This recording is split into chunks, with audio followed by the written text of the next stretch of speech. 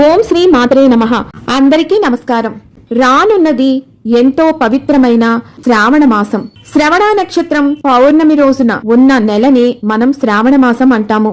ఇంత విశిష్టత విశేషమైన నెలలో వరాలను కురిపించేటటువంటి వరలక్ష్మీదేవిని ఆరాధిస్తాము. ఎలాంటి పూజా ద్రవ్యాలను మనం వరలక్ష్మి వ్రతానికి వాడాలి, రానున్న శుక్రవారాల కోసం మనం పూజా సామాగ్రిని ఎలా సిద్ధం చేసుకోవాలి అన్న పూర్తి వివరాలను ఈ వీడియో ద్వారా మీకు అందిస్తున్నాను. మొదటిసారి ఛానల్ని చూసేవాళ్ళు మా ఛానల్ని సబ్స్క్రైబ్ చేసి పక్కనే ఉన్న బెల్ ఐకాన్ని ప్రెస్ చేయండి. దీనివల్ల మీకు రానున్న ఆధ్యాత్మిక వీడియోస్ అన్నీ కూడా నోటిఫికేషన్ ద్వారా మీకు అందుతాయి. అలాగే మీరు ఎటువంటి వీడియోని మిస్ కాకుండా చూడగలరు. మా వీడియోస్ మీకు నచ్చినట్లయితే లైక్ చేయండి, షేర్ చేయండి. మొదటిది కుంకుమ.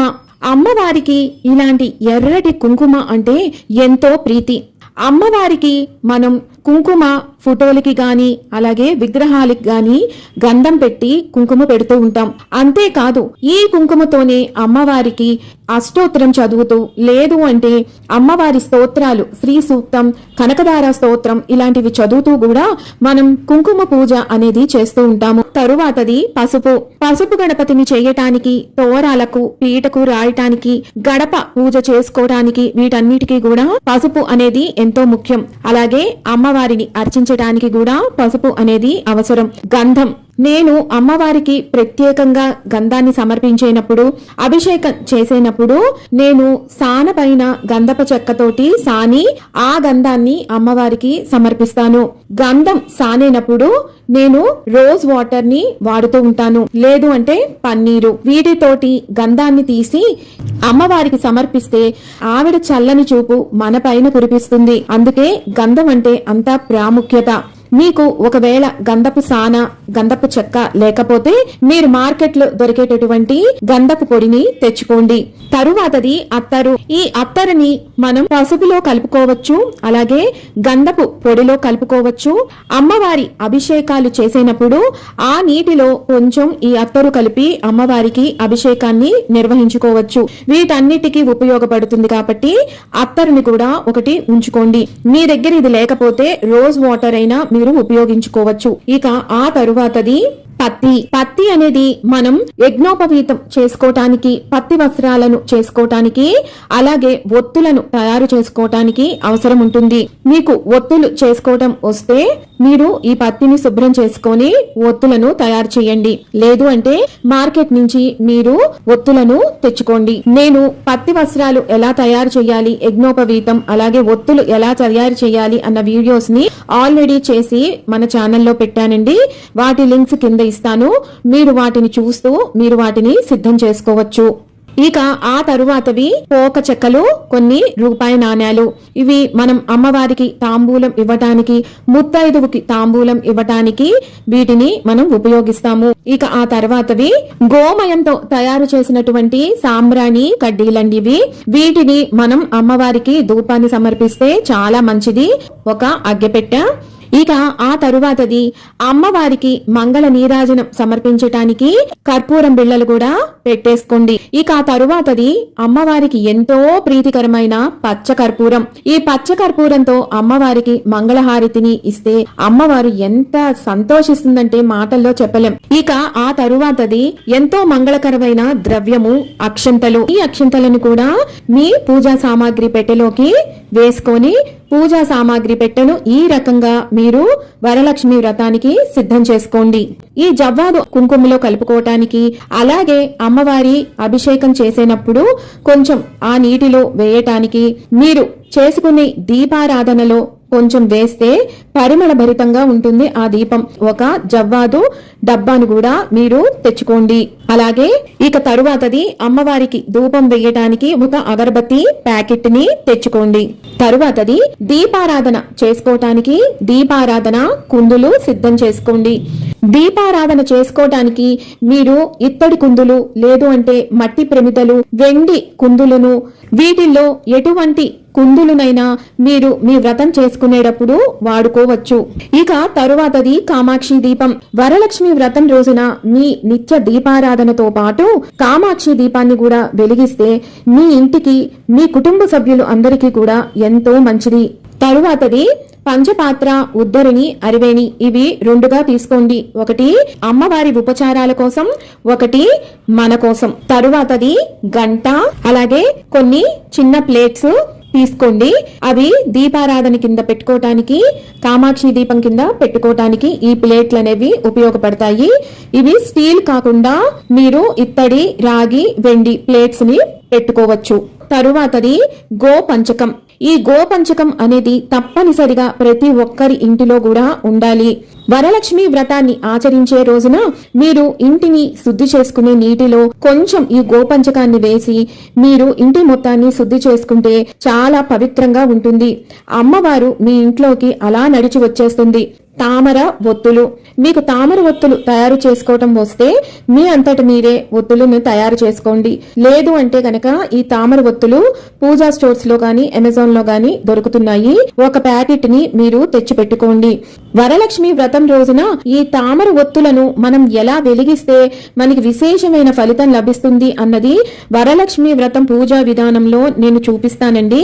హారతి ఇవ్వటానికి హారతి పళ్ళం, అలాగే ఇది పంచహారతికి కూడా ఉపయోగపడుతుందండి. ఇక తరువాతది బియ్యపిండి. ఇలా నేను ఒక డబ్బాకి వేసేసి నా పూజా మందిరం దగ్గర నేను పెట్టేసుకుంటానండి. మీరు కూడా ఇలాగే ఒక డబ్బాకి వేసుకొని సిద్ధం చేసుకోండి. ఇక తరువాతది బెల్లం. బెల్లం తెచ్చుకొని నేను ఇలా చిన్న ముక్కలుగా కొట్టుకొని ఒక డబ్బాకి వేసుకొని పూజా మందిరం దగ్గర పెట్టుకుంటానండి. బెల్లం మనం వినాయకుడికి నివేదన చేయటానికి, అలాగే నిత్య పూజలలో ప్రతిరోజు నివేదన చేయటానికి ఉపయోగిస్తూ ఉంటాను. మాటి మాటికి మనం వెళ్లి కొట్టుకోలేం కదా, అందుకని ఈ డబ్బాకి ఇలా వేసుకుంటాను. మీరు కూడా ఇలా ముక్కలుగా చేసుకొని డబ్బాకి వేసుకొని పూజకి సిద్ధం చేసుకోండి. ఇక తరువాతది దీపారాధన చేసుకోవటానికి ఆవు నెయ్యి, అలాగే నువ్వుల నూనె. తరువాత ఎక్కడైతే మనం పూజ చేసుకుంటున్నామో ఆ ప్రదేశాన్ని కొంచెం గోమయంతో, కొంచెం పసుపు, నీళ్లు కలిపి మీరెక్కడైతే వ్రతం చేసుకుంటున్నారో ఆ ప్రదేశంలో ఈ మిశ్రమంతో అలికి ముగ్గు పెట్టుకొని దానిపైన మీ పూజా పీటను పెట్టుకుంటే చాలా మంచిది. మీకు గోమయం దొరికితే దాంతోనే అలకండి, లేదు అంటే ఈ రకంగా మీరు చేయవచ్చు. ఇక తరువాతది పంచగవ్యంతో తయారు చేసినటువంటి సాంబ్రాణి కప్స్ అండి. ఇది మీకు అమెజాన్ లో దొరుకుతున్నాయి, లేదు అంటే గోశాల దగ్గర కూడా వాళ్ళు అమ్ముతున్నారు. వీటిని కూడా తెచ్చుకోండి. వరలక్ష్మి వ్రతం చేసుకునేటప్పుడు ఈ పంచగవ్యంతో తయారు చేసినటువంటి సాంబ్రాణి పొగ అమ్మవారికి, అలాగే ఇంటి మొత్తము కూడా వేస్తే ఇంట్లో ఉన్నటువంటి ప్రతికూల శక్తులు అన్నీ కూడా తొలగిపోయి మనకి అనుకూలమైన శక్తి అనేది పెరుగుతుంది. కాబట్టి వీటిని కూడా తెచ్చిపెట్టుకోండి. ఇక తరువాతది పంచగవ్య ప్రమిదలు. ఇవి ఒక్కసారైనా మీరు శ్రావణ మాసంలో ఏ ఒక్క శుక్రవారమైనా సరే ఈ దీపాన్ని వెలిగించండి. పంచగవ్య దీపం ఎలా వెలిగించాలి అన్న వీడియో ఛానల్లో ఆల్రెడీ ఉన్నదండి. దాని లింక్ కింద ఇస్తాను, ఒకసారి చూడండి. మీకు ఈ పంచగవ్యంతో తయారు చేసినటువంటి ఈ కప్స్ ఎక్కడా దొరకకపోతే కనుక మీరు యథావిధిగా మీరు ఇంట్లో సాంబ్రాణి ఎలా వేసుకుంటారో ఆవు పిడకతోన, లేదు అంటే బొగ్గులు కాల్చి దానిపైన మీరు గుగ్గిలంగాని సాంబ్రాణి పొడి ఎలా వేసి మీరు ధూపాన్ని వేస్తారో అదే రకంగా మీరు వేయవచ్చు. దొరికితే వీటిని తెచ్చుకోండి, లేదు అంటే ఇలా వేసుకోండి. అమ్మవారిని పూజా పీట మీద చక్కగా అలంకరించి పెట్టుకోవటానికి ఇలా చిన్న చిన్న పూజా పీటలు తీసుకోవచ్చండి. ఇది కేవలం ఆప్షనల్ మాత్రమే, తప్పనిసరి మాత్రం కాదు. ఇక తరువాతది కలశం ఆనవాయితీ ఉన్నవారు తప్పకుండా పెట్టుకోవాల్సిన సామాగ్రి కలశపు చెంబు. ఇది రాగి, ఇత్తడి లేదా వెండిది లేదా మట్టితో చేసిన పాత్ర. వీటిల్లో ఎటువంటిదైనా మీరు కలశం కింద వాడుకోవచ్చు. కలశం మీద పెట్టుకోవటానికి జాకెట్ ముక్క తెలుపు, నలుపు కాకుండా ఏ రంగైనా వాడుకోవచ్చు. అమ్మవారికి ఎక్కువగా ఇష్టమైనది ఎరుపు, ఆకుపచ్చ, పసుపు, నీలం. వీటిల్లో మీరు ఎటువంటి రంగులైనా తీసుకోవచ్చు. అమ్మవారి కలశానికి అలంకరణ చేసుకోవాలి అనుకున్న వారు ఇలాగా అమ్మవారి ప్రతిమను కొబ్బరికాయకి పెట్టుకునేటట్టు ఉంటుంది కదా, దాన్ని ఒకటి తీసుకోండి. మీకు ఇక్కడ 2 మోడల్స్ చూపిస్తున్నానండి. ఒకటి సిల్వర్ తో చేసినది, ఇంకొకటి మట్టితో తయారు చేసింది. మీకు ఎలా వీలుంటే అలా మీరు తెచ్చుకోండి. ఈ ప్రతిమ అనేది మనకి ముఖ్యం కాదండి, ఇది కేవలం ఆప్షనల్ మాత్రమే. మీకు వీలుంటే తెచ్చుకోండి, లేకపోయినా పర్వాలేదు. తరువాతది అమ్మవారికి నివేదించటానికి ఒక కొబ్బరికాయ, అలాగే కలసం ఆనవాయితీ ఉన్నవారు కలసం మీద పెట్టుకోవటానికి ఇంకొక కొబ్బరికాయ తెచ్చుకోండి. ఇక తరువాతది గోరోజనం, అరగద్యం, కస్తూరి, పునుగు. వీటిని ఎక్కువగా అమ్మవారికి నలుగు పెట్టి విశేషమైన అభిషేకం చేసుకునేటప్పుడు ఉపయోగిస్తారు. ఇలాంటివి ఏమైనా చేసుకోవాలి అనుకుంటే గనక వీటిని తెచ్చుకోండి, లేదు అంటే ఇవి కేవలం ఆప్షనల్ అండి. ఇక తరువాతది కొన్ని జాకెట్ ముక్కలు తెచ్చి పెట్టుకోండి. ఒకటి అమ్మవారికి తాంబూలం ఇచ్చేటప్పుడు, అలాగే ఎవరైనా ముత్తైదువు ఇంటికి వచ్చినప్పుడు వారికి పెట్టడానికి ఉపయోగపడతాయి. అలాగే ముత్తైదువు తాంబూలంలో ఇవ్వటానికి, అమ్మవారికి కొన్ని నివేదించటానికి శనగలు, పసుపు కుంకుమ ప్యాకెట్లు, గాజులు, అమ్మవారిని అలంకరించడానికి, అష్టోత్తరం చదువుకునేటప్పుడు అమ్మవారికి సమర్పించడానికి తగిన పువ్వులు, దొరికితే తామర పువ్వులు, పూల మాలలు, తమలపాకులు, మామిడాకులు, అలాగే అతి ముఖ్యమైనది చెబుతున్నానండి, అదే అమ్మవారి ఫోటో లేదా ప్రతిమ. మీ ఇంట్లో ప్రతినిత్యము చేసుకునే అమ్మవారి ఫోటో గాని ప్రతిమ గాని ఉంటే దానికే మీరు వరలక్ష్మి వ్రతాన్ని నిర్వహించుకోండి. ప్రతి సంవత్సరం కొత్తది కొని పూజ చేసుకునే ప్రయత్నం మాత్రం చెయ్యకండి. ఒకవేళ మీ ఇంట్లో అమ్మవారి ఫోటో లేని పక్షంలో మాత్రమే మీరు కొత్త ప్రతిమను గాని కొత్త ఫోటోని గాని తెచ్చుకోండి. ఒకవేళ ఎవరైనా కొత్త ఫోటోని తెచ్చుకోవాలి అనుకుంటే కనుక అమ్మవారి చీర మీరు ఆకుపచ్చ రంగులో అంటే గ్రీన్ కలర్ లో ఉండేటట్టు చూసుకోండి. అమ్మవారు ఎర్రటి కలువ పువ్వులో కూర్చున్న విధంగా ఉండాలి. అటు ఇటు తొండం ఎత్తినటువంటి ఏనుగులు ఉండాలి. ఇలాంటి ప్రతిమను మీరు తెచ్చుకోండి. ఒకవేళ మా ఇంట్లో ఫోటో ఉందండి, కొత్తగా ప్రతిమ కొనుక్కోవాలి అనుకుంటున్న వాళ్ళు లక్ష్మీదేవి ప్రతిమతో పాటు మీరు చిన్న చిన్న ఏనుగులు తొండం ఎత్తి ఉన్నవి కూడా మీకు శక్తి ఉంటే కొనుక్కొని తెచ్చుకోండి. ఒకవేళ శక్తి లేకపోతే పర్వాలేదండి, అమ్మవారికి ఇరుపక్కల కూడా 2 పసుపు కొమ్ములను తెచ్చి పెట్టుకోండి. అవి ఏనుగులు పెట్టిన దానితో సమానమవుతాయి. తరువాతది తోరాలు సిద్ధం చేసుకోవటం కోసం ఒక తెల్ల దారపు గుండ ఇవ్వండి.